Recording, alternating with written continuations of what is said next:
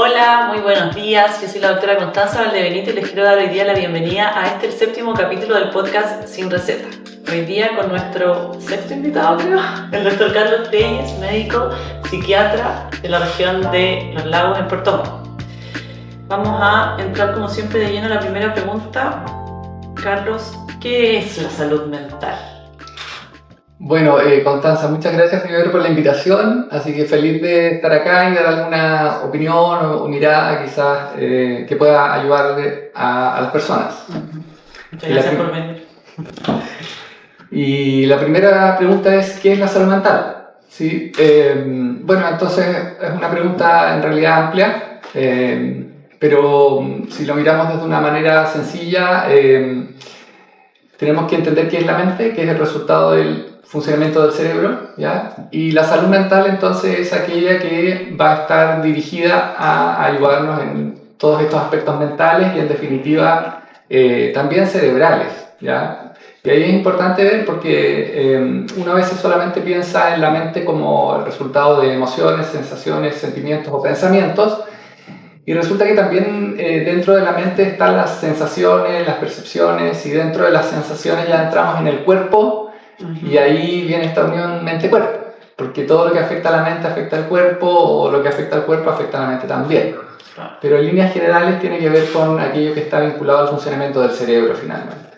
Hola, yo soy la doctora Valdebenito y te quiero invitar a que veas mi podcast Sin Receta. Ahora está arriba el séptimo capítulo de Salud Mental con el doctor Carlos Telles. Acuérdate de ponerle me gusta, suscribirte y compartir. Claro. Es como la parte no tan objetiva, a mi criterio, del funcionamiento de este cerebro, que por un lado está la neurología y por otro que es como mucho más concreta, ¿cierto? Mucho más biológica. Y la psiquiatría, que es esta área que para muchos es tan desconocida y tan difícil de concretar en una definición sencilla para las personas realmente. Y algo que yo veo muy comúnmente es que no es una parte del bienestar integral o de la percepción que tienen el común de las personas en entender que es una parte de su salud. Entonces, ¿es la salud mental algo que debo evaluar solo si tengo un problema de salud mental propiamente tal? Claro, como te decía, yo creo que la salud mental tenemos que verla de manera integrada, más integrada al cuerpo que separada, ¿cierto? Y una parte clave, porque al final cuando se dice la mente lo controla todo, ¿ya? Esa frase no está tan equivocada, sino que, o sea, tiene mucho de cierto, por cuanto la mente está en asociación al cerebro, y el cerebro controla muchas cosas, o sea, controla muchas funciones inmunológicas, endocrinológicas, desde el cerebro se controla, se nos olvida, pero muchas veces el sistema digestivo, el sistema respiratorio, la presión arterial, temas cardiovasculares, pulmonares, y sistema reproductivo, en fin, un montón de cosas, ¿me entiendes? Hasta el movimiento. Entonces, al final va todo ligado. Todo de la mano. Claro, porque más allá de la definición propiamente tal, es una parte trascendental de cómo funcionamos a cada momento. En el fondo, ahora y en todas las circunstancias de la vida, de las 24 horas del día, estamos utilizando nuestro cerebro para ya sea dormir, ya sea comer, respirar, conversar, hacer un podcast, lo que sea. Y eso es lo que las personas no tienen. Claro, entonces tu pregunta, porque ya se me había olvidado la pregunta, pero la pregunta es si es que la salud mental hay que evaluarla solamente cuando hay un problema o si es que tenemos que evaluar la salud mental en general. Claro, así como voy a hacerme un examen médico preventivo en general, que quiero que me vean el hígado, el riñón, bla, bla, bla, ¿es algo que yo debería hacer sin antes tener un problema? Claro, es que para allá iba un poco lo que yo estaba explicando, o sea, es tan importante la mente, es tan importante el cerebro también, que entonces nosotros deberíamos ponerlo en un primer plano y no necesariamente esperar a tener una enfermedad para estar atentos a, sino que tener una mirada preventiva respecto de, y no solo preventiva, sino que además de desarrollo, porque la mente se desarrolla, la inteligencia se desarrolla, las emociones tú aprendes a manejarlas en el tiempo. Lo mismo que aprendes a hablar, a, no sé, llevar una entrevista, a responder una entrevista, enfrentar, no sé, los desafíos del trabajo, de la familia, etc. Entonces, claro, la salud mental yo la considero tan importante que uno tiene que verla incluso no desde lo preventivo, sino desde lo desarrollativo, te podría decir. Como de cómo mejorar mi capacidad de ser una mejor persona o de tener una mejor vida o tener un mejor estilo de vida, y todo esto que hablamos del bienestar integral y los pilares vienen de eso, de tratar de ser las mejores personas y potenciar nuestras capacidades como seres humanos. Y ahí yo creo que la gente se olvida de que no es solo prevenir comiendo bien, moviéndome lo suficiente, ¿cierto? Teniendo una buena salud gastrointestinal, durmiendo bien, sino que la mente, que es algo que está en todo lo que hacemos, en la existencia del ser humano. Entonces, asumiendo que la mayoría de la población, bueno, desde ahora en adelante lo va a hacer distinto, pero que en general ya piensan que si tengo un problema, tengo que evaluarme de salud mental. ¿Cuándo debo yo sospechar que necesito ayuda de salud mental? En el fondo, vámonos al otro polo, al que quizás muchas personas no se dan cuenta hasta ya muy tarde que necesitan apoyo o evaluación de salud mental. Mira, yo creo que como es tan importante la salud mental, yo creo que tenemos que estar atentos a qué es lo que nos pasa a nosotros. Cómo estamos durmiendo, qué nivel de tensión estamos manejando, qué nivel de ansiedad o estrés estamos llevando. Tenemos que estar atentos a cómo está nuestra memoria, cómo está nuestra concentración, cómo está nuestro genio. Entonces, una es estar atentos a nosotros mismos, a nuestras sensaciones o incluso sensaciones, no sé, de infelicidad, amargura, insatisfacción. Y por un lado eso, a nosotros mismos, y estar atentos también a lo que nos dice el resto. O sea, la gente de alrededor puede decir muchas cosas, obviamente, pero uno probablemente a las personas más significativas deba siempre escucharlas y en general cuestionarse si lo que dice el resto no tiene cierta razón, en fin. Si yo noto que algo me genera disonancia, probablemente sería bueno consultar siempre. Siempre va a ser bueno. Claro. O sea, igual ahí yo creo que hay que darse el tiempo, ya sea una vez a la semana o dependiendo de tu nivel de estrés de la vida, darse un tiempo de sentarse a entender cómo me estoy sintiendo, de hacer como un diagnóstico de nosotros mismos, de, a ver, estoy contento, lo estoy pasando bien, estoy durmiendo bien, me estoy llevando bien con mis pares, me ha reclamado mi señora o mis hijos que estoy muy pesado, que ando muy gritona, etc. Todo eso engloba cómo está en el fondo manifestándose nuestra salud mental, y ahí nos puede ayudar un poco a ver si necesitamos o no ayuda. ¿Y cuáles crees tú que son en general los síntomas o las manifestaciones más frecuentes de estas dificultades? Ya dijimos que pueden ser, por ejemplo, problemas del sueño. ¿Hay algún otro que tú consideres bien frecuente y que mucha gente no se da cuenta? Que mucha gente no se dé cuenta. Bueno, el ánimo, porque la mayoría de la gente que tiene cuadros depresivos, que es una de las cosas más frecuentes, como tiene afectado su cerebro, ¿cierto? La depresión es una consecuencia de que el cerebro está afectado, entonces también se ve afectada la capacidad de darse cuenta, que también es un resultado del funcionamiento cerebral. Entonces, si tienes un cerebro que está deprimido, apagado, bajo en energías y funcionando mal, también te das cuenta poco de que estás deprimido. Hay un estudio que muestra que el 66% de las personas que tienen depresión, si tú le haces una encuesta y le preguntas, ¿usted le cuesta levantarse, no está disfrutando de las cosas, etcétera, etcétera, y tiene todos los signos de depresión, al final tú le preguntas, ¿cree usted que puede estar con una depresión? Va a contestar que no. No. Okay. 66%. Entonces, dentro de los síntomas que tú a lo mejor no te des cuenta, va a estar los síntomas depresivos, puede estar los síntomas, bueno, hoy en día frecuentes los síntomas de ansiedad, los problemas de memoria son muy frecuentes también. Yeah. Bueno, ahí es donde entra entonces lo que tú mencionabas recién, pues de que démonos cuenta de lo que nos dice el resto, porque si no soy capaz yo de darme cuenta, mis pares van a estar ahí manifestando constantemente lo insatisfecho que me veo, o lo infeliz, o lo etcétera. Entonces hay que no solo verse uno hacia adentro si tú no tienes la capacidad o ya no pudiste hacerlo por los problemas neuronales que generan este tipo de patologías, sino que escuchar a los que te quieren, no a todo el mundo, no en redes sociales, por favor, porque realmente ahí hay que entender que las personas que no te conocen y no son tu núcleo, no vale la pena mucho escucharlo. Hay múltiples consultas de salud mental en medicina ambulatoria general, y muchos de ellos y muchos de mis pacientes que llegan a preguntarme por ansiedad o por síntomas de depresión siempre buscan un fármaco como una respuesta. ¿Consideras tú que toda patología o trastorno de salud mental se alivia con fármacos? No, definitivamente no. No. Mira, en la práctica clínica, como uno es psiquiatra, con frecuencia los pacientes llegan en etapas un poquito más avanzadas quizás, o cuando se están sintiendo ya más mal, probablemente uno tenga que usar medicamentos, en la mayoría de los casos, pero evidentemente en salud mental hay muchos elementos para ayudar a una persona que no tienen que ver con los fármacos. O sea, y de hecho está la psicoterapia, están aquellos cambios vinculados a los estilos de vida, hábitos.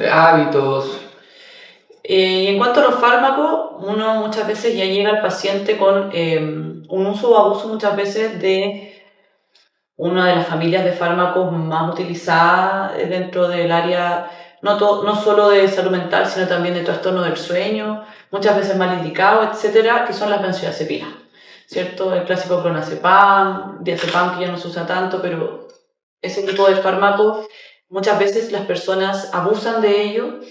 ¿Y qué opinas tú al respecto? ¿Qué opinas tú de que existe este abuso? ¿Qué consecuencias puede traerle al paciente que utilice este tipo de medicamentos sin un control médico seguido, digamos?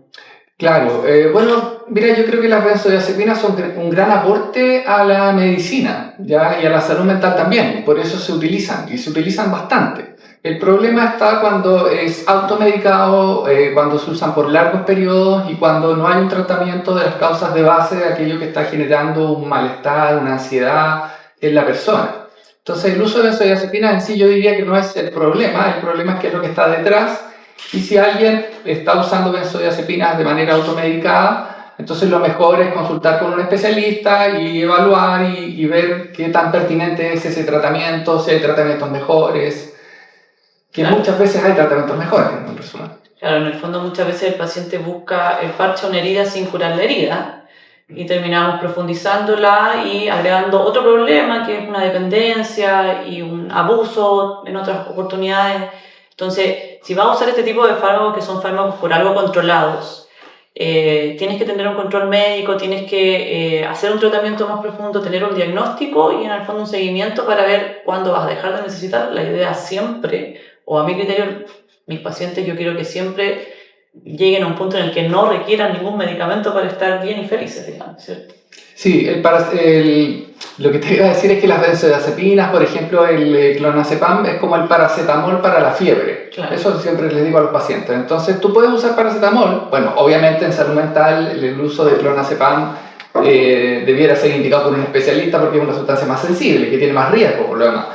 Pero, claro, el paracetamol es a la fiebre como el clonazepam a la ansiedad, al nerviosismo, y lógicamente el paracetamol no cura la causa de la fiebre, la tapa simplemente, entonces el clonazepam o las benzodiazepinas también, pues no curan lo que está debajo. Claro, y si quieres encontrar en el fondo una resolución a tu problema, en vez de tener que estar tomando pastillas el resto de la vida y cada vez más, mejor llegar a qué está causándolo, a la raíz del problema, ¿cierto? Exacto.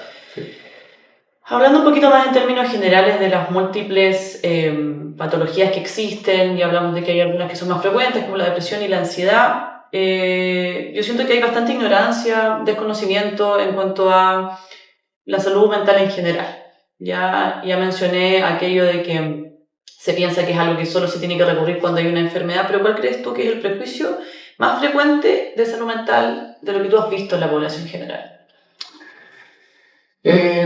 Mira, como prejuicio, yo te diría que lo fundamental es que las personas que van al psiquiatra o que necesitan ayuda de salud mental están locas, ya eso es como lo primero. Bueno, y los psiquiatras también estamos locos, pero eso es una realidad.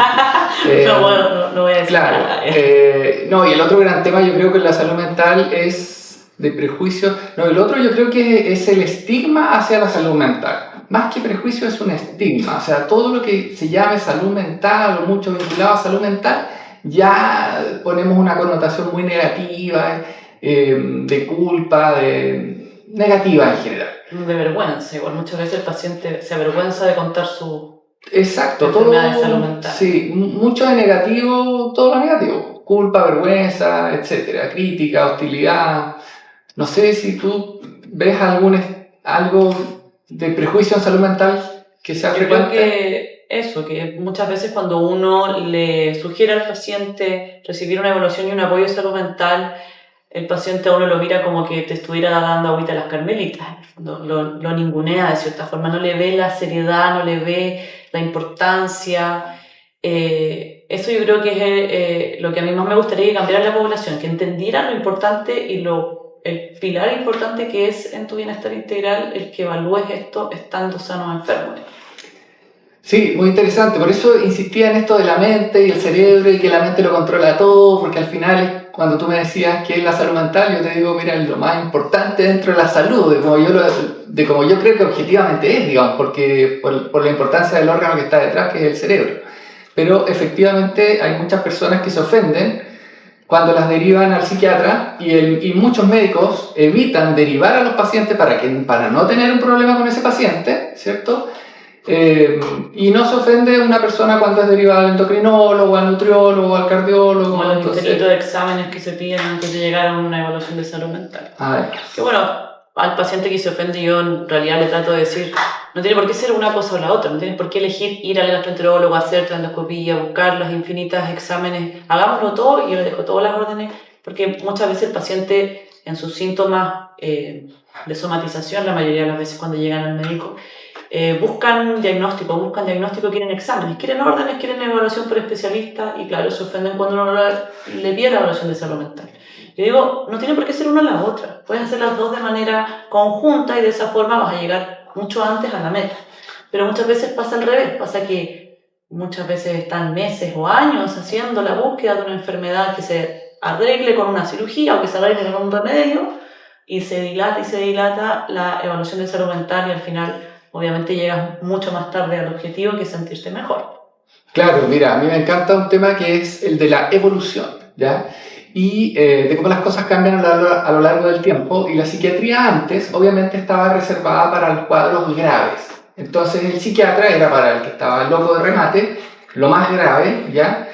Y después en el tiempo esto va cambiando y entonces empieza a aparecer la salud ya preventiva, y nos empezamos a centrar en cuadros de pronto que no son tan graves, entonces los pacientes consultan al principio para prevenir que se profundice el cuadro, ¿ya? Por ejemplo, me acordé de una cosa, las depresiones catatónicas, hoy día se ven menos, pero el paciente catatónico era el paciente que llegaba así, tieso, que ya no se podía mover, entonces eso, una vez vi un paciente así y llegó con una orden de derivación y yo le pregunté algo, estaba en una camilla, no se movía y cuando le pregunté, yo no tenía cómo saber que era una depresión catatónica lo que tenía, pero lo único que vi señal fue que le corrió una lágrima. Entonces ese es un estado en que ya profundo y avanzado. Entonces hoy en día la salud mental tú empiezas a avanzar hacia las consultas de cuadros menos graves, preventivos y quizás esto mismo que yo te decía al principio, ya de desarrollo y de potencialización de la salud mental, que va más allá de lo preventivo, si tú te fijas. Entonces, eso yo lo encuentro interesante, entretenido. Es súper entretenido. Y ahí, bueno, con ese ejemplo como de la depresión que menciona, es que uno se da cuenta que en realidad la mente es capaz de hacerte sentir todo y nada. Todo y nada. O sea, es como el estafador más importante, encuentro yo, de nuestro cuerpo. Sí, claro. ¿Cierto? Hablando ya de un poco, en resumen de lo que hemos hablado, de que ya sabemos que la salud mental es un pilar muy importante, que no siempre se resuelve con fármacos, ¿cierto? Y que hay muchas ideas equívocas. Sabemos que existe algo muy común también en cuanto a salud mental, que es la psicoterapia, que va muy de la mano de gran parte de las enfermedades o patologías más frecuentes de salud mental. ¿Podrías tú describirnos en palabras simples qué es la psicoterapia? Sí, es una pregunta muy interesante porque hay muchas definiciones, obviamente algunas más clásicas, pero yo te diría que en general la psicoterapia es la ayuda de un ser humano a otro ser humano a través de la palabra, del vínculo, de ciertos gestos. Puede ser una frase, puede ser psicoterapéutica, ¿ya? Y ayudar en la parte psicológica, emocional o salud mental de una persona, hasta un proceso ya más largo y avanzado, ¿ya? Hoy en día entendemos que la psicoterapia en general va a ser realizada por psicólogos, pero yo creo que no es así. Yo creo que la psicoterapia, bueno, obviamente también puede ser realizada por otras personas, profesionales probablemente, también, por ejemplo, psiquiatras, pero en general tiene que ver con la ayuda a otra persona a través del vínculo humano, a través de la palabra, a través de la comprensión de las cosas en procesos que pueden ser cortos y breves, como hasta una frase que es psicoterapéutica, hasta procesos más avanzados. ¿Te fijas? Claro, procesos largos. Procesos largos, y ahí pueden haber, por ejemplo, en el caso de los psicólogos, procesos mucho más estructurados, como la terapia conductual dialéctica, otros tipos de terapia que están muy bien descritos y sigues patrones, qué sé yo, y estás muy, ¿cómo te podría decir yo? Muy preparado y estudiado técnicamente para ejercer ese tipo de terapia. En particular, claro. Procesos muy estructurados y otros procesos que son más, digámoslo así, un poco más tranquilos, más sencillos. Más como una conversación, ¿cierto? Exactamente. ¿Y crees tú que todo adulto responsable de sí mismo debería en algún momento recurrir a algún tipo de psicoterapia o no es algo tan transversal para todos? Mira, es interesante eso porque yo creo que en el fondo ahí va a ser importante estar atento a qué es lo que pasa con uno mismo, ya cómo se siente la propia persona, cómo percibe el resto a uno mismo, cómo lo percibe, y las inquietudes e intereses propios. Cuánto más quiero avanzar, cuánto más quiero profundizar, qué tema creo yo veo que tengo pendiente y quiero resolver. ¿Te fijas? Entonces yo creo que es una respuesta amplia esa. Como que, o sea, en realidad depende de tus intenciones. Si te sientes satisfecho, quizás nunca lo requieras. Si quieres evolucionar, se recomienda. Y bueno, van a haber algunas enfermedades en las que sí se va a recomendar como coayudante a los fármacos, por ejemplo. Exactamente. Sí. ¿Cuál dirías tú que es la patología de salud mental que más frecuentemente se beneficia de una psicoterapia? Las patologías que más se benefician de una psicoterapia. Yo creo que las que más se benefician de psicoterapia vendría siendo la depresión desde mi punto de vista y los trastornos de ansiedad. Yo creo que esos son como los más frecuentes, pero obviamente que todas se benefician desde la psicoterapia, incluido, no sé, trastornos del espectro autista o incluso, no sé, en esquizofrenia, por ejemplo. La esquizofrenia también se beneficia bastante de la psicoterapia. O sea, en realidad, en cuanto a patología de salud mental, podría ser más transversal la utilización de la psicoterapia. Claro. Mira, hay una cosa, que lo que pasa es que en psiquiatría se pasó de un paradigma de lo incomprensible, del loco que estaba loco en la estratosfera, ¿cierto?, a lo comprensible. Entonces, el paciente que desarrolla una esquizofrenia, muchos de los síntomas que tiene, si tú miras su historia, son comprensibles, ¿ya? Entonces, lo comprensible te acerca a la realidad, y la psicoterapia lo que va a buscar es comprender mejor los procesos, y en la medida que tú los vas entendiendo mejor, vas resultando ayudado. Claro, en el fondo vas desenmarañando el nudo a través del diálogo. Exacto, entonces ahí siempre, la psicoterapia por eso es transversal, es útil, porque pasamos de ese cambio de paradigma de lo incomprensible y lo loco a lo comprensible. Claro, si puedo comprenderlo, puedo manejarlo, puedo controlarlo. Exacto, tengo mejores herramientas. Claro. Dijimos que, y es algo en lo que yo estoy muy de acuerdo contigo, es que quizás el pilar más importante es la salud mental, que para mí se resume en esta frase de me puede hacer sentir la mente, me puede hacer sentir todo y nada. Y tú mencionaste que la mente está relacionada con endocrino, gastro, todo en realidad nuestro organismo influye en la mente y la mente influye en todo nuestro organismo. ¿Hay algún mal hábito que puede influir en mi salud mental y desencadenarme por sí solo quizás un trastorno de salud mental solo por aquel mal hábito o un conjunto de malos hábitos? En el fondo, ¿cómo pueden mis hábitos influir en que yo tenga una buena o mala salud mental? De nuevo, encuentro que esa es una muy buena pregunta, porque normalmente uno cree que son muchas cosas, ¿ya? Y o culpa muchas cosas, o a veces incluso culpas a algo, no sé, el vínculo con mi madre, o con mi padre, o con mi pareja, los traumas, etcétera, ya cuando hay cosas del presente que son malos hábitos que en realidad te están dañando, ¿ya? Entonces, mira, por ejemplo, pero me voy a salir un poquitito de la pregunta. La psicoterapia, a propósito, tiene que incorporar los hábitos y estilos de vida de la persona, porque si no los incorpora tampoco vas a ayudar a la persona. La psicoterapia tiene que ver con comprender cuál es la enfermedad que tiene y cuáles son las causas y qué estrategia voy a tener yo para tratar aquello, ¿ya? Entonces, dentro de las causas muchas veces está el consumo de alcohol, consumo de marihuana, consumo de comida ultraprocesada, dañina para nuestro cuerpo, generadora de ansiedad. ¿Ya? Entonces yo he visto pacientes que están en psicoterapia y que están en larga psicoterapia y que nunca trataron el consumo de marihuana, nunca trataron el consumo de alcohol o nunca trataron el consumo de comida ultraprocesada y que a lo mejor está generando un tremendo daño. Entonces las psicoterapias tienen que incorporar, ¿ya? Y esto es como un mensaje de alguna manera para los psicólogos también, los estilos, los hábitos y estilos de vida, ¿ya? Okay. Yo, mira, formo parte de la Sociedad Chilena de Medicina de Estilos de Vida, que se creó hace poco tiempo, ¿ya? Y los pilares de la medicina de estilos de vida son alimentación saludable, movimiento, bajar niveles de estrés, dormir bien, cultivar relaciones interpersonales favorables y bajar los niveles de consumo de alcohol y drogas o evitar el consumo de alcohol y drogas. Esos elementos por sí solos, cualquiera, por ejemplo, podría perfectamente producir un cuadro de ansiedad, crisis de pánico, depresión, etc. Es decir, teniendo siempre personal, aunque tú tengas una vida perfecta, no te falte absolutamente nada y nunca te haya traumado nadie, ya con que no estés comiendo bien, no estés durmiendo bien, porque qué sé yo, sales a carretear, no tengas vínculos con personas adecuadas, seas sedentario, ya con eso puedes generar una patología de salud mental. No tiene por qué ser siempre algo que me pasó, o que mi trabajo, o que me gritó, o que me peleé, o que mi mamá, como decías tú. Hay que entender que lo que hacemos todos los días, que es comer, que es dormir, que es moverse, influye en todo nuestro organismo. Sí, es lógico, porque al final, si lo piensas, todas tus células necesitan energía y energía que tú le estás dando de una fuente de la alimentación. Entonces, todo tú eres lo que comes. Todo tu cuerpo funciona con ello.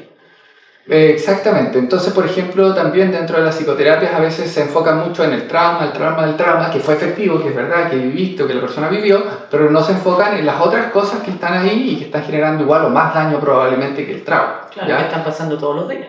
Exacto. Y lo otro es que, por ejemplo, cuando se habla de adicciones, adicción al alcohol, adicción a la comida ultraprocesada, adicción a la comida alta en azúcares, por ejemplo, siempre se busca el motivo del sufrimiento original de esa persona. Pero resulta que mucha gente llega a las adicciones, al alcohol, a las drogas, a la que tú quieras, sin haber tenido traumas previos ni nada, simplemente llegas por el consumo reiterado de la sustancia. Una persona perfectamente sana, un cerebro perfectamente sano, una infancia buena, todo lo demás, si empieza a consumir alcohol de manera reiterada, perfectamente puede llegar a una adicción. O si empiezas a consumir alimentos altos en azúcar, chocolate, de manera reiterada, muchas fiestas, muchos eventos, puedes llegar a la adicción perfectamente. Y eso yo creo que es un error muy típico que yo escucho. Como de echarle la culpa a algo. Siempre sí, y no siempre. Tú puedes desarrollar una adicción a la marihuana simplemente por el consumo. Aunque, repetidamente. O lo otro que dicen, no, es que mi papá era alcohólico, entonces obvio que yo soy alcohólico. Claro, sí, bueno, hay obviamente que existen factores genéticos sí, que van a influir, lógicamente. Pero así como está el factor genético, una vez un paciente me dijo que es que yo no voy a hacer nunca ejercicio y no voy a comer bien porque mi mamá y mi papá son los dos diabéticos e hipertensos. Entonces yo voy a ser diabética e hipertensa. Como si el gen o el antecedente genético fuera 100%... Sí. El destino de nuestro, en el fondo, nuestros antepasados nos dan el 100% de la probabilidad y no es así, es una parte, un porcentaje, en el fondo es un riesgo, pero no un definitivo. Si tus hábitos son perfectos, probablemente tampoco los vas a desarrollar. Claro, bueno, es que por eso es que yo te decía esto, que me gusta mucho este tema de lo evolutivo, porque las cosas cambian, ¿ya? Incluso las propias personas cambian y pueden cambiar para mejor y para peor. O sea, claro. Un ser humano, si se va por mal camino, tú lo puedes perder rápidamente y si se va por buen camino, puede cambiar. Ya antes se creía que la gente no cambiaba. Y claro, hay ciertas cosas que no cambian, ya a veces, pero en sí hay mucho cambio, o sea, hay mucho cambio, por eso es que, por ejemplo, estas mismas entrevistas tienen utilidad, ¿ya? Porque llegan a personas y empieza a generar influencia en las personas. Y buena influencia, esperemos que sí sea. Y los seres humanos, por eso somos influenciables, somos muy influenciables. Y cuando digo que somos influenciables, entonces, ¿qué cambia? Empezamos a cambiar. Cambiamos, ¿ah? No sé. Las mujeres quizás, los hombres no sé. Cambiando un poquito del tema. Hablamos entonces de que los hábitos son un pilar muy importante para mantener nuestra salud mental, ¿cierto? Hablemos un poquito de dolor. Dolor que es una consulta muy frecuente. La totalgia, que le digo yo. Llegan muchos pacientes con totalgia, con historia de que hace 2 meses me duele el abdomen, me hincha todo, y además hace 4 me duele un hombro, y además hace 3 que mi cuello no me deja trabajar, y mi tobillo, y etcétera. Siempre con múltiples estudios, con múltiples diagnósticos, con múltiples fármacos, sin llegar a meta. ¿Puede algún trastorno de salud mental generarme dolor físico? Sí, claro, es muy común. De nuevo, salud mental, cerebro, ¿cierto? Y cerebro, control de sensaciones, percepciones, incluidos los dolores, las contracturas, ¿ya? Y es muy común que cuadros de estrés, de sufrimiento, la misma sobrecarga a la que estamos expuestos permanentemente en personas más vulnerables o sensibles se manifieste como dolor. ¿Qué características dirías tú que tienen estos dolores como para que el paciente o la población en general entienda que hay ciertos dolores que son más frecuentes que otros o que tienen ciertas características que puedan ser atribuibles a un malestar tipo ansiedad, estrés, depresión? En el fondo, ¿qué características podríamos decir en términos generales para que uno pueda orientarse a, puede ser que esto en realidad no tenga que ver con que tenga un problema en el cuello, sino... Sí, bueno, ahí hay que tener cuidado, ¿cierto? Porque los dolores pueden ser muy variados. O sea, lo más frecuente, por ejemplo, es un dolor de cabeza, porque la cabeza nos preocupa mucho, justamente porque nos damos cuenta de la relevancia que tiene. Entonces, el dolor más frecuente es el dolor de pie, pero el dolor por el cual la gente más consulta es el dolor de cabeza, porque tú entiendes más o menos que ahí está. O sea, podemos vivir sin un pie, digamos. Exacto. Entonces, lo que tienes que hacer frente a los dolores, obviamente, es observar primero. También tienes que ver si el dolor persiste o es intenso. Consultar a un médico probablemente o hacerte algunos chequeos si es que tú estás sospechando que podría tener una causa orgánica, médica detrás, ya que efectivamente hay un problema en el cerebro, en la cabeza o en alguna parte. Entonces hay que, yo creo que siempre estar atento a descartar que sea algo orgánico, porque si uno piensa que todo es psicológico o que todo es de salud mental, te puedes llevar una tremenda sorpresa y fallar, digamos. Claro, todos los polos son malos, digamos. Exactamente, pero yo creo que respondiendo a tu pregunta de manera más específica, uno tiene que ver cuánto tiempo tiene el dolor, ¿cierto? Y estar atento a qué es lo que está pasando en la propia vida. O sea, si has tenido alguna pérdida, alguna situación difícil que te haya afectado el último tiempo y que pueda estar explicando este dolor y observar en relación a eso.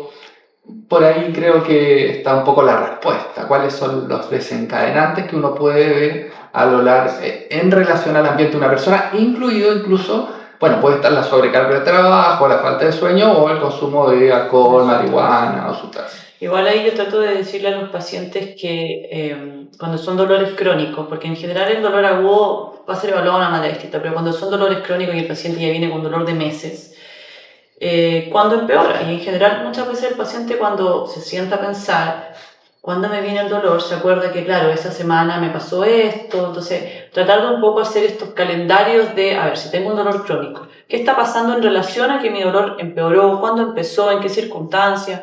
Y uno mismo ir dándose cuenta que si me estreso más y si me doy cuenta que estoy más estresado, que tengo más carga laboral, muchas veces las mamás, que le pasó algo en el colegio al niño, que tuve que moverme de aquí para allá, etc. Y ahí me vino el dolor de cuello y ahí no puedo mover los hombros, o ahí me vino el lumbago, ¿cierto? Que también son dolores típicos, o ahí me empecé a hinchar y me dio el dolor de guatita, la diarrea. Entonces, bueno, tenemos que mejorar entonces nuestro estilo de vida y lidiar echarle mano a los hábitos para bajar los niveles de estrés y así quizás poder lidiar con el dolor. O también siempre son con remedios antidolor, digamos. Correcto, o también consultar a veces porque puede ser perfectamente una depresión. Hay muchas depresiones que se llaman depresiones enmascaradas, donde el síntoma principal y eje es el dolor.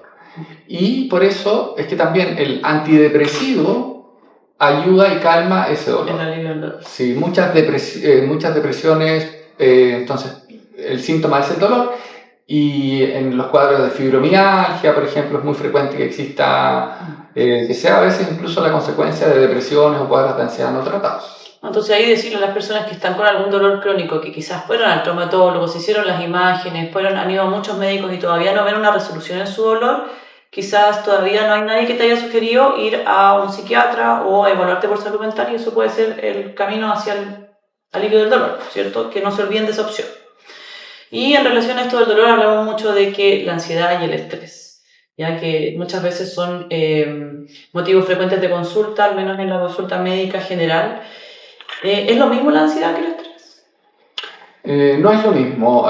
La ansiedad se refiere al proceso mental, ¿ya? A diferencia, por ejemplo, de la angustia, que es el correlato físico, que me duele el pecho, siento ahogo, taquicardia. La ansiedad es el componente de inquietud mental e intranquilidad mental, ¿ya? Que es parte de la vida incluso, ¿ya?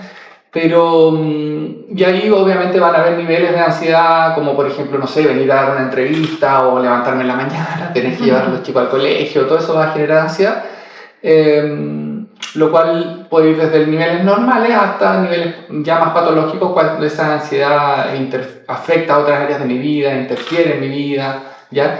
Y el estrés se refiere a cuando los recursos de la persona se están viendo sobrepasados, ¿ya? Hoy en día, en general, los seres humanos tendemos a andar sobrepasados y eso da cuenta del estrés en el que vivimos, de la sobrecarga de tareas, obligaciones, pero esto, básicamente, estrés se refiere a estar sobredemandado. Que muchas veces es consecuencia de ansiedad. En el fondo es más bien, como yo podría decir que la ansiedad es el camino hacia un nivel de estrés, ¿cierto?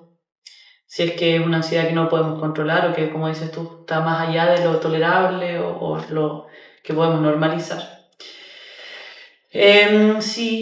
Bueno, hoy en día, en esta vida loca en la que vivimos, muchas veces uno tiene que elegir el camino al estrés o a la sobrecarga, por ejemplo, laboral, o yo siempre pongo el ejemplo de las mujeres que son mamás y trabajan porque encuentro que es lo más exigente que puede haber en la existencia. Y claro, es algo que no puedes controlar, o sea, tienes responsabilidades y las vas a seguir teniendo. ¿Cómo puedo yo, o qué medidas puedo tomar para que este estilo de vida, que muchas veces es inmodificable, no afecte tanto a mi salud mental? Mira, yo creo que lo primero es siempre estar atento a la salud mental, poner la salud mental en un lugar importante, entender que somos frágiles, que tenemos que cuidarnos, ¿ya? Y, por ejemplo, estar atento a los pilares de la medicina de estilo de vida, como dormir bien, alimentarnos bien, hacer ejercicio, evitar el consumo de alcohol y drogas, tratar de rodearnos de gente que nos aporte, que nos dé más tranquilidad, que nos traiga menos problemas, ¿cierto? Y lo otro, también yo creo que es importante, agradecer también, o sea, las cosas buenas que tiene la vida, porque uno tiende a estar siempre preocupado de lo que no tiene, y lo que no tiene, insatisfecho, es como el mal del ser humano, y más en los tiempos actuales cuando están las redes sociales, etc. Entonces tú ves que hay tanta cosa que otras personas tienen, gente feliz y uno aquí. Y que uno no, y que se publica lo que no es real. Entonces yo creo que agradecer igual es muy importante para prevenir. Agradecer. Con un pensamiento sí. Como yo siempre digo, siempre tratar de ver el vaso medio lleno, porque claro, quizás eres mamá, tienes que levantarte todos los días o tienes un montón de responsabilidades, pero ve las cosas que sí tienes en vez de lo que no tienes. Cuando agradece que podrías estar peor, siempre hay que ver el vaso medio lleno, porque siempre se puede estar peor. Sí, siempre se puede estar mejor, pero también siempre se puede estar peor. Hay una parte que también quizás poco se habla, pero que tiene que ver con el manejo económico, ¿ya? Que yo creo que es importante para poder estar como tranquilo, tratar de tener las cuentas más o menos ordenadas. Y quizás yo creo que ahí eso es difícil porque hay mucha oferta hoy en día, ¿ya? Porque hay mucha tentación. Porque la gente vende muchas cosas, vende me refiero como que se muestra que está haciendo muchas cosas, en fin, entonces tú también quieres, pero yo creo que el manejo económico igual es importante, de tratar de ser lo más ordenado posible como para tener una vida un poco más tranquila. Así yo le digo de repente a los pacientes, mira, yo creo que tú tienes que estar tranquilo aunque sea que estás, no sé, tomándote un tecito con un pancito pelado y eso es como tú durante un tiempo vas a tener que comer eso, pero quédate tranquilo, o sea... Lo que te dé más tranquilidad. Sí, sí. Que a veces es difícil, ¿cierto? Elegir No ir con la corriente, sino que quedarte tranquilo en un ladito, viviendo y siendo satisfecho con lo que uno tiene, no querer mucho más. Bueno, la gente aquí, en Chile, yo creo que en esta cultura en la que vivimos, el trabajo es la prioridad. Si no es la familia, es el trabajo. Ya, porque hay tiempo para trabajar, llevar trabajo a la casa, hacer trabajo extra, etcétera. No hay tiempo nunca para hacer ejercicio. Porque la respuesta siempre de mis pacientes a ¿por qué usted no hace ejercicio? No tengo tiempo, ¿cierto? ¿Puede un estrés laboral desencadenar un trastorno de salud mental? Sí, un estrés puede desencadenar un trastorno de salud mental. De hecho, yo creo que es la causa principal al día de hoy. ¿Ya? Para mí, hoy en día, aquello que más genera patología de salud mental es la sobrecarga. La sobrecarga de funciones, el trabajo, muchas veces también la familia. Y lo otro, dentro de los principales gatillantes, creo yo, está el consumo de alcohol, el consumo de marihuana. Están como dentro de los más frecuentes que yo veo hoy en día.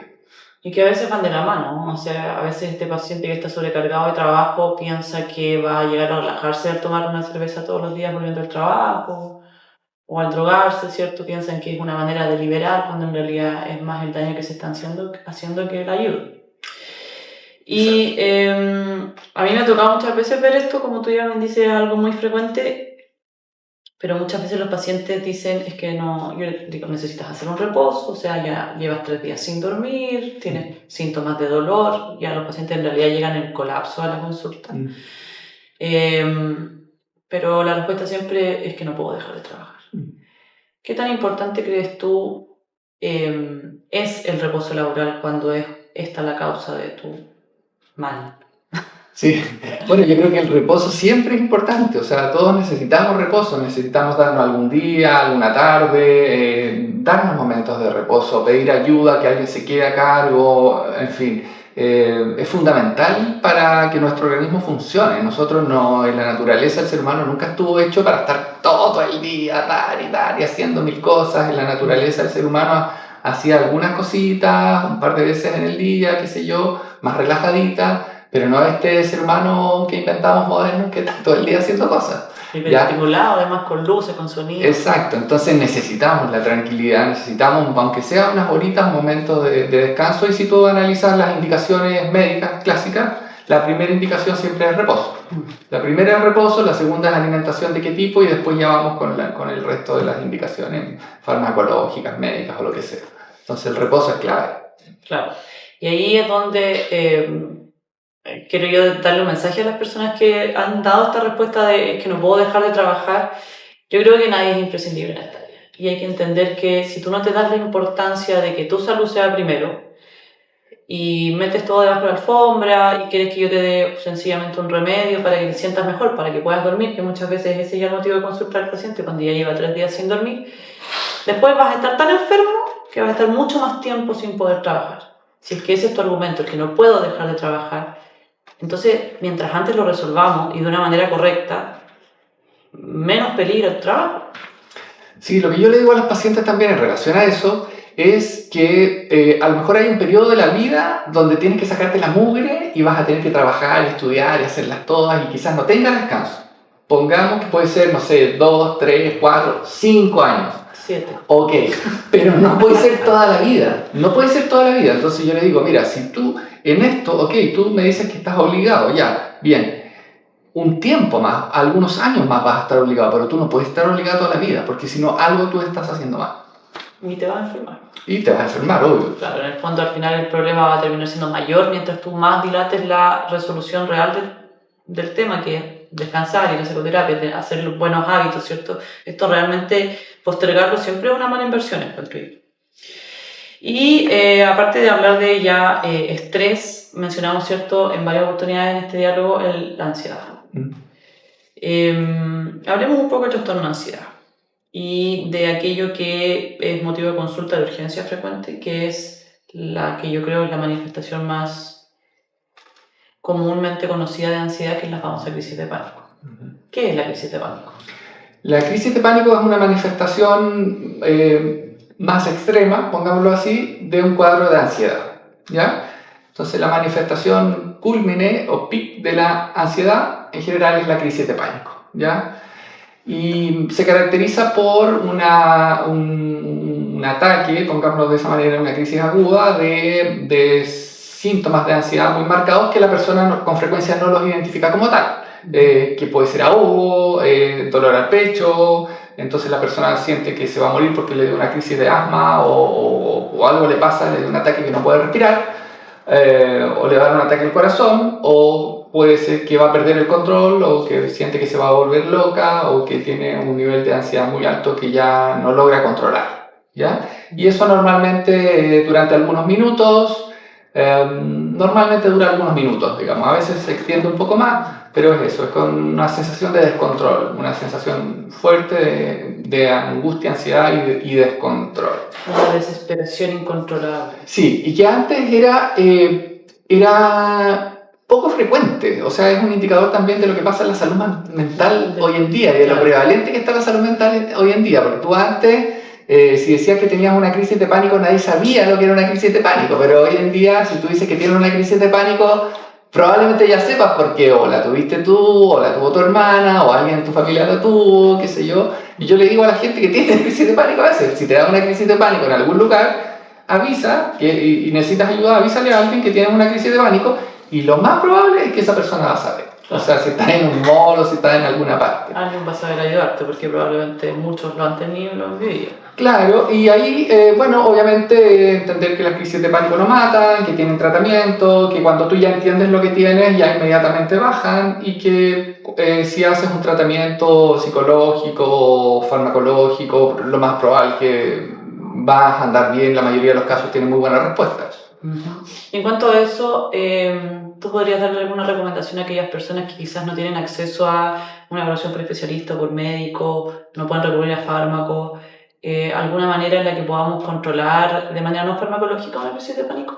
Una crisis de pánico. Sí, bueno, lo primero es si logras identificar o ya sabes que tienes una crisis de pánico, mantener la calma, saber que es algo transitorio, saber que es algo que va a pasar, en la mayoría de los casos tiene un curso benigno, y si entender también que la vida tiene momentos buenos y momentos malos y que tienden a pasar, ¿ya? Cuando uno está en un momento malo, uno cree que eso no va a pasar nunca, eso es típico del ser humano. Pero la realidad es que la vida tiene distintas etapas, ¿ya? Entonces lo más probable es que la etapa mala va a durar un tiempo y probablemente vas a salir de ahí. Lo que está en tus manos es tratar de gestionar ese mal momento, tener paciencia, saber qué va a pasar, tratar de identificar algunas causas y trabajar para ir resolviéndolas de a poco. Ahora, obviamente en crisis de pánico tienes que preocuparte de dormir, tienes que preocuparte de no consumir alcohol ni drogas, ¿cierto? Tratar de juntarte con la gente que te hace mejor dentro de tu familia, tomar distancia quizás de los problemas. Y hábitos. Sí, también. Comer bien, hacer ejercicio. Exacto, comer bien, comer comida verdadera, natural, tomar agua. Y bueno, también están las terapias naturales como, no sé, los baños de bosque, salir, podrían ser baños de bosque, baños de viento, baños de lluvia acá en el sur. Baños de mar, no recomiendo en esta fecha, sí, pero... Claro, tomar contacto que el cuerpo... Claro, sí. ¿Y cuál crees tú que, si una persona piensa que está con un trastorno ansioso, cuál crees tú que son síntomas que podríamos decir que son indicativos de que ya es hora de que busques ayuda de un especialista? Mira, yo creo que cuando ya los síntomas llevan mucho tiempo, cuando están generando mucho malestar en la propia persona o en el entorno, cuando están interfiriendo en las funciones del día a día, el genio empieza a afectar a otras personas también. Por ahí yo creo que va la respuesta cuando hay problemas de memoria, cuando ya no logras dormir. O sea, si en el fondo ya te estás sintiendo mal o angustiado o con síntomas de ansiedad, ya sean corporales o mentales, por un periodo que pasó el periodo de que tú atribuiste, por ejemplo, es que cambié de trabajo, pero llevas 6 meses en ese trabajo y te sigues sintiendo igual. Y lo que hablamos al principio, ¿cierto? De escuchar a tus padres, entender que lo que te dice el resto importa y viene de algún lugar, quizás ahí ya es hora de pedir ayuda con el doctor. No, pero eso es importante también, que las personas tienen que saber que lo que es patología de salud mental, la primera barrera es el médico general, ¿ya? O sea, el médico general puede tratar los cuadros de ansiedad, depresión, tranquilamente. Si no responde a ese tratamiento, o sea, puede ser un médico general, puede ser un médico general no un psicólogo, y si no responde, luego, claro, pues tú puedes ir a un psiquiatra, pero no inmediatamente ir a un psiquiatra, no. O sea, eso puede quedar a criterio personal o dependiendo de las posibilidades, pero no es en general necesario. Yo recomiendo el mismo lineamiento. Cuando llegan los pacientes a mí, yo trato de hacer una muy buena educación de hábitos, siempre en general y siempre derivado a psicoterapia. Muy pocas veces inicio terapia farmacológica, trato de que eso sea el siguiente escalón, porque muchas veces son los hábitos los que hay que corregir absolutamente, o sea, muy malos hábitos. Entonces yo creo que la mayoría de mis pacientes ve cambios ya solo modificando el muy mal estilo de vida que llevaban. Y claro, luego acceder al psiquiatra, que por lo demás las horas tampoco son tan fáciles de encontrar, entonces siempre uno trata de ayudar lo más que pueda al paciente. Y bueno, yo también trabajo en urgencia, así que siempre en todos mis capítulos hago la misma pregunta. ¿Qué condiciones generales de salud mental quieres tú que la gente se quede como una indicación de que sí es bueno consultar en un servicio de urgencia? Consultar un servicio de urgencia. ¿O cuáles no, o cuáles sí? ¿Cuáles recomendarías tú? ¿Cuáles crees que han sido consultas innecesarias? No sé. Bueno, cuando la situación escapa del control de la persona, indudablemente, ya tú puedes recurrir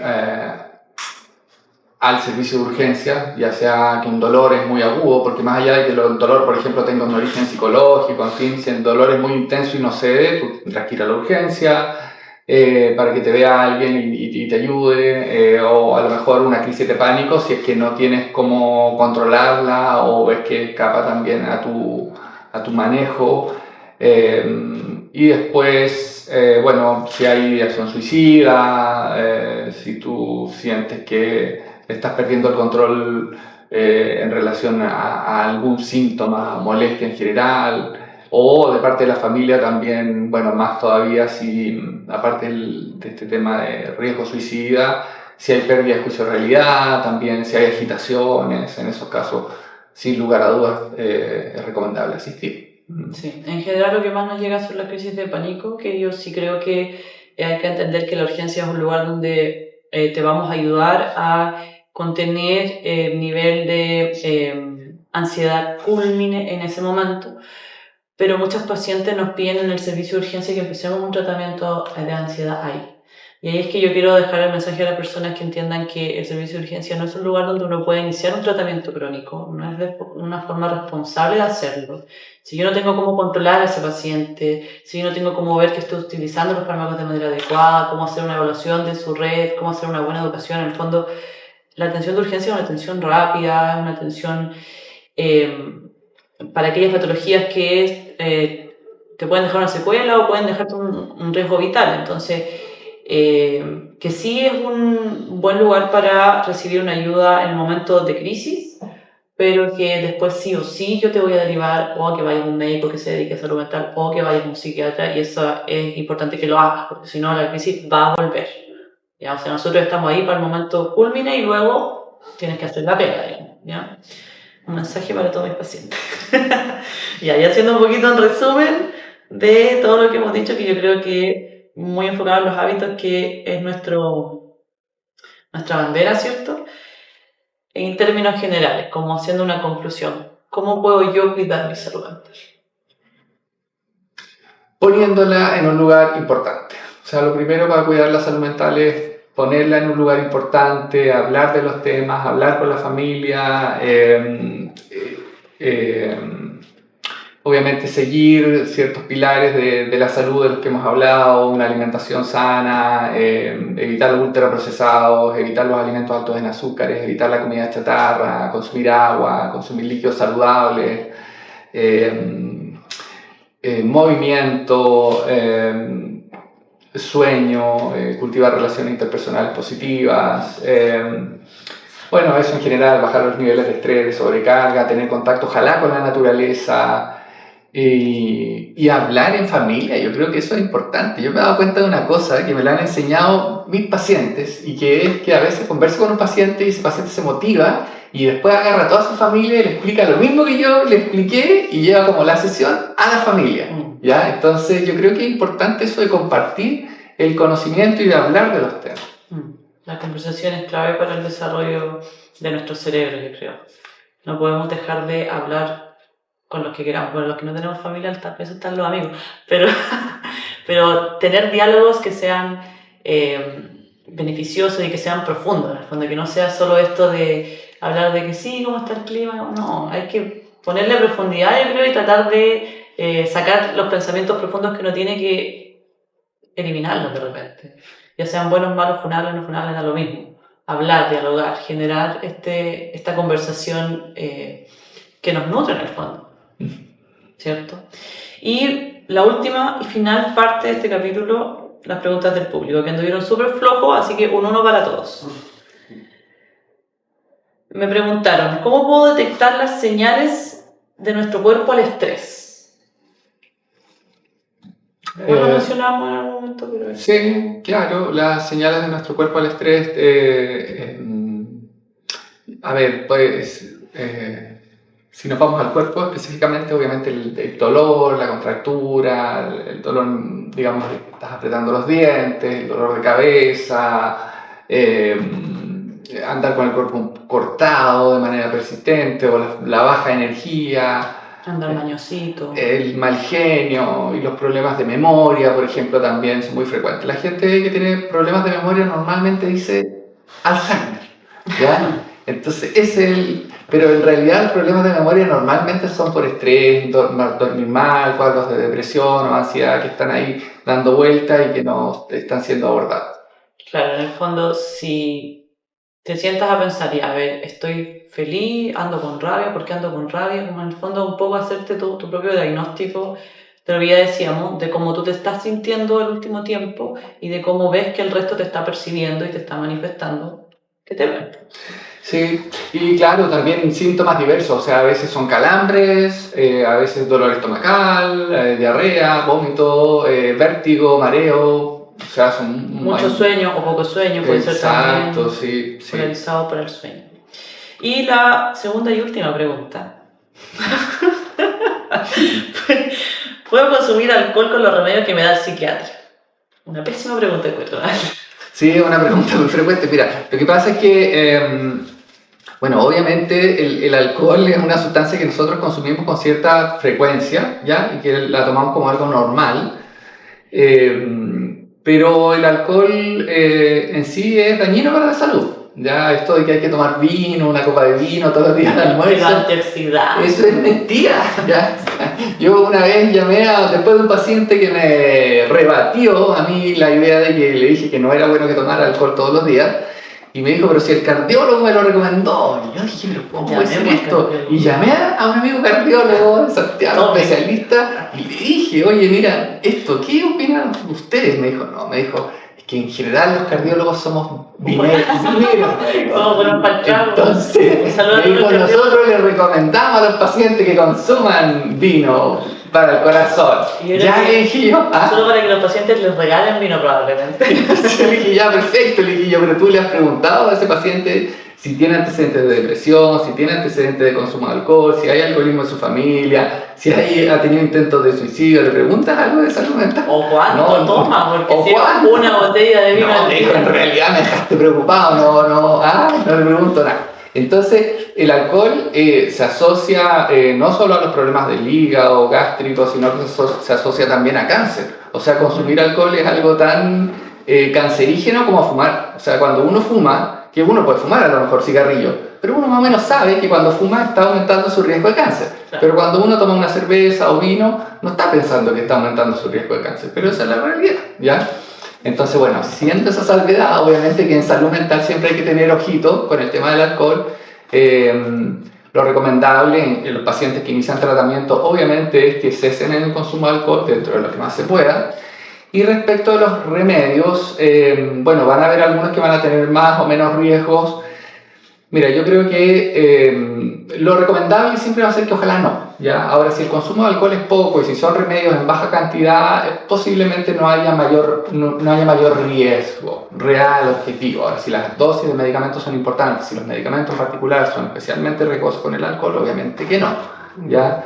Pero bueno, cada vez que tú incorporas algo a tu cuerpo estás asumiendo un riesgo también. Sí, tanto los fármacos como el alcohol, las combinaciones, las cantidades, la graduación alcohólica, etc. Por eso, en el mejor de los casos, no requerir fármaco y no consumir alcohol sería lo ideal. Sí, pues, pero bueno, no vivimos en un mundo perfecto. Ahora, obviamente, el alcohol aumenta el riesgo de sedación, aumenta el riesgo de accidente, aumenta el riesgo de descontrol impulsivo, etc. O sea, no es una ocurrencia simplemente. Y aumenta el riesgo, lógicamente, sobre el hígado, el cerebro, en fin. Claro, o sea, de ahí viene la nula indicación de manejar consumiendo alcohol. Además está decir que por favor no lo haga consumiendo alcohol y fármacos, Claro. que indicó su psiquiatra. Ni tener conversaciones públicas, ni subir cosas a redes sociales, tampoco recomendaría yo. Bueno, yo creo que ha sido un muy buen capítulo. Muchas gracias por tu participación. Creo que lo que más destaco es que es muy importante la salud mental, es algo que deberíamos ver, ojalá a diario en todos nosotros nos sintamos bien o nos sintamos mal. Y que los hábitos son parte importante de mantenerla al día. Check, ¿cierto? Sí. ¿Algo más que agregar?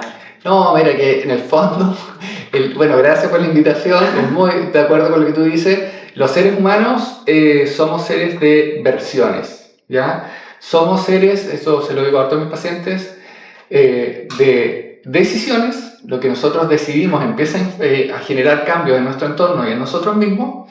Somos seres de decisiones y de versiones. Nosotros no somos siempre iguales y cambiamos a lo largo del tiempo. Aunque nos cuesta a veces entender ese concepto, cambiamos y podemos cambiar para bien o para mal. Entonces, lo ideal es que uno pueda cambiar para bien porque eso va a significar que tú puedas expresar mejor tu potencial, trabajes mejor, estés más alegre, influyas positivamente sobre la gente, sobre tu entorno, etc. Entonces ahí los pilares de hábitos son claves también.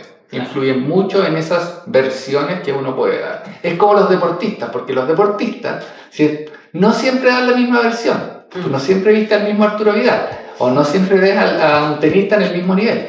Tienen versiones muy diferentes, ¿ya? Entonces el ser humano también tiene versiones muy diferentes dependiendo de mucho del tema de los hábitos y de la salud mental. Claro, y el objetivo siempre va a ser estar y sentirse lo mejor posible, ¿cierto? Claro, exacto. Siempre va a ser la meta. Muchas gracias, Carlos. Bueno, gracias, Constanza. Adiós.